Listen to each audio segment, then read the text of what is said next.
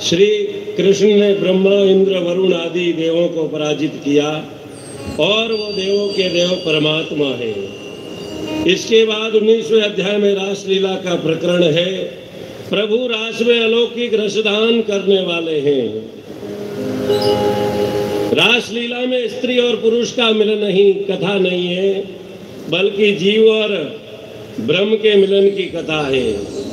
गोपी शब्द सुनने पर लोगों को लगता है कि स्त्री है, गोपी स्त्री नहीं है। गोपयति श्री कृष्णम इति गोपी, अर्थात जिसके शरीर में कृष्ण का स्वरूप गुप्त है, जिसके हृदय में श्री कृष्ण को छोड़कर कुछ नहीं है, वो भगवत स्वरूप ही गोपी है। गोपियों के साथ भगवान रासलीला करते। हेमंते प्रथमे मासी नगव नंद ब्रज कुमारिका चैरो हविष्य भोजानम कात्यायनम चनुवर्तमम। ऋषि रूपा गोपियों के लिए भागवत में कुमारिका शब्द का प्रयोग किया गया। संस्कृत भाषा में 4-5 वर्ष की कन्याओं को कुमारिका कहा जाता है। 5 वर्ष पूरा होने और 6ठा वर्ष लगते ही कन्या कुमारिका नहीं कहा जा सकती। ये गोप कन्या 4 वर्ष की है और आशा रखती है कि श्री कृष्ण हमें पति होकर मिले। अब सोचिए, 4-5 साल की बालिकाओं को क्या मालूम पति क्या होते हैं, लेकिन 4-5 वर्ष की कन्याओं को भला क्या खबर कि पति क्या, पत्नी क्या। श्री कृष्ण पति रूप में मिले, ऐसी अपेक्षा रखने का अर्थ यह है कि मेरा संबंध किसी जीव से न हो, मुझे परमात्मा मिले और परमात्मा के साथ एकाकार बनना है। वे 4-5 वर्ष की कन्याएं ये अपना वस्त्र यमुना के किनारे पर रखती है और यमुना में स्नान करने जाती है। स्नान करने वाला तीर्थ देव का अपमान करता है तो उसे पाप लगता है। भगवान श्री कृष्ण वहां पहुंचे, उन्होंने वस्त्र उठाकर कदम के वृक्ष पर रख दिए और खुद भी कदम के वृक्ष पर बैठ गए और कहते अब तुम बाहर आओ और वस्त्र लेकर जाओ।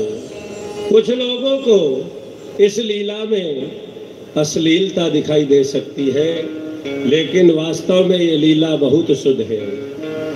गोपियों का भाव था कि हम प्रत्यक्ष परमात्मा से मिले और ध्यान रखने पे, विचार करने पर पता लगेगा कि वहां श्री कृष्ण गोपियों को काया देखने नहीं, यमुना जी के जल में श्री कृष्ण जल स्वरूप बनकर निवास करते हैं और गोपियों से ही मिलते हैं।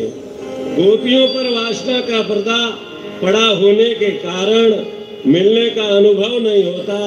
वे समस्त जगत भगवान में स्थिर है, जगत का आधार परमात्मा है, इसलिए वह सबसे सम्मिलित होकर मिलते, इसीलिए उन्हें परमात्मा कहते हैं। रासलीला श्री कृष्ण काम पर विजय है। ब्रह्मादि देवों का पराभव करने से कामदेव का अभिमान बहुत बढ़ गया। कामदेव सोचते कन्हैया इसको भी एक दिन काम के अधीन करना है। काम का नाम ही महारथी है। अनेक देव और ऋषियों को मारने से जिस काम का अभिमान बढ़ गया, वही श्री कृष्ण से युद्ध करने आया। कामदेव कहता है मैं इस बात को भूला नहीं, यह मुझे बहुत याद है। आपने रामावतार में मुझे हराया था। रामावतार में कामदेव ने अनेक बार ऐसा अवसर उपस्थित किया जिससे राम जी की आंखों में अथवा मन में विकार उत्पन्न हो, किंतु वो तो निष्काम थे। कामदेव ने कहा महाराज, रामावतार में मेरी हार हुई, किंतु मैं मेरे संदेह में रह गया। रामावतार में आपको नियम था कि आप किसी स्त्री का पुरुष स्पर्श ही नहीं करते थे, प्रत्येक स्त्री में मातृभाव रखते थे। आपने मर्यादा में रहकर मुझे हराया। श्री कृष्ण ने कहा